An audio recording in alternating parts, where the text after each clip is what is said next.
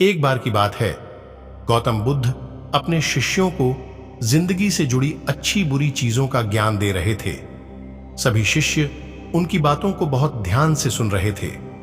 उन सभी में एक शिष्य ऐसा था जिसे प्रश्न पूछने की बहुत आदत थी। वो उठकर गौतम बुद्ध के पास गया और उनसे बोला, आप हमें जिंदगी के बारे में जो कुछ सिखा रहे हैं उस सब का क्या फायदा, क्योंकि हम में से बहुत से बच्चों को यह भी नहीं पता कि हमारे जीवन का मूल्य क्या है और ये जीवन हमारे लिए कितना कीमती है।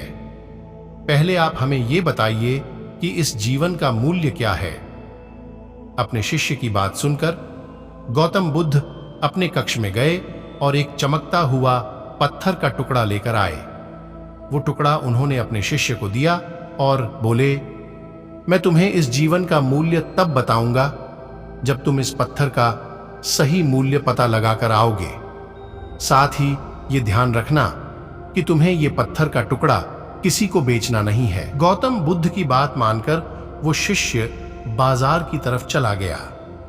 बाजार में सबसे पहले उसकी नजर एक फल बेचने वाले पर पड़ी और उसने वो पत्थर उस फल वाले को दिखाया और बोला, इस पत्थर के बदले आप मुझे कितने फल दे सकते हो? फल वाला बोला, ये पत्थर कुछ खास तो नहीं है, लेकिन फिर भी इसके बदले में तुम्हें 10 केले दे सकता हूं। वो शिष्य उस पत्थर को लेकर आगे चला गया। फिर उसे एक सब्जी वाला मिला। शिष्य ने उस सब्जी वाले से उस पत्थर की कीमत पूछी। सब्जी वाले ने उस पत्थर को ध्यान से देखा और बोला, इस पत्थर की कीमत के बदले में तुम्हें ज्यादा से ज्यादा एक बोरी भरकर सब्जियां दे सकता हूं। इसके बाद वो शिष्य उस पत्थर को लेकर एक सोने के व्यापारी के पास गया। उस पत्थर की टुकड़े की चमक देखते ही उस सुनार ने उसकी कीमत 100 सोने के सिक्के लगाई। शिष्य ने वो टुकड़ा बेचने से मना किया तो वो सुनार उसके बदले 200 सोने के सिक्के देने को भी राजी हो गया, लेकिन शिष्य ने वो पत्थर नहीं बेचा। इसके बाद वो शिष्य एक हीरों के व्यापारी के पास गया और उनके सामने उसने वो पत्थर के टुकड़े को रख दिया। पूछ रहे हो, असल में ये एक बेशकीमती रूबी है। ऐसा रूबी हर किसी को नहीं मिलता। मैं अगर अपना सब कुछ बेच भी दूं तो भी इसकी कीमत नहीं चुका सकता। उस पत्थर को देखते ही हीरों के व्यापारी ने एक साफ कपड़ा बिछाया, उस पत्थर को उसके ऊपर रखा, फिर उसकी परिक्रमा की और हाथ जोड़कर उस पत्थर को कपड़े में लपेटते हुए वो बोला, तुम जिसे मामूली पत्थर समझकर उसकी कीमत। उस व्यापारी की बातें सुनकर वो शिष्य हैरान हो गया।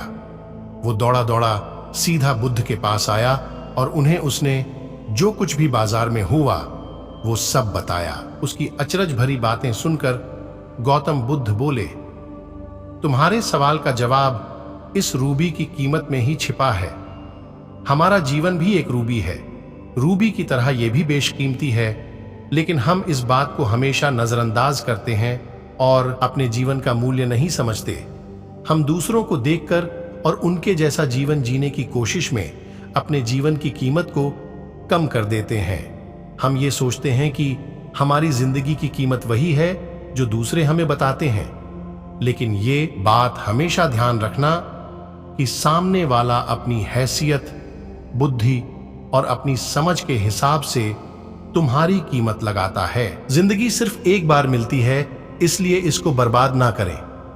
अपनी जिंदगी को उतना ही कीमती समझें जितना कीमती आप अपने बैंक में रखें रुपयों को समझते हैं। आज के समय में लोग अपनी जिंदगी से ज्यादा कीमती प्यार, पैसों और दिखावे से भरी चीजों को समझते हैं। प्यार के चक्कर में लोग सुसाइड कर लेते हैं। पैसों के चक्कर में ऐसा काम करने लग जाते हैं जिससे उनकी जिंदगी बर्बाद हो जाती है। नाम कमाने के चक्कर में उल्टे सीधे काम करने लग जाते हैं। हमेशा याद रखें कि दिखावा करना जरूरी नहीं है। प्यार दोबारा मिल सकता है, पैसा फिर कमाया जा सकता है, लेकिन जिंदगी को फिर से पाया नहीं जा सकता। इसलिए अपनी इस बेशकीमती जिंदगी को अच्छे से जिएं, हर पल का आनंद लें। कभी ये ना सोचें कि आप इस दुनिया में किसी काम के नहीं हैं, न कभी ये सोचें कि आपकी जिंदगी व्यर्थ है। आपके होने या ना होने से कुछ फर्क नहीं पड़ता। जब भी ऐसे नेगेटिव विचार आपके मन में आए तो खुद को बस ये याद दिलाएं कि जीवन एक रूबी है और ये बेशकीमती है।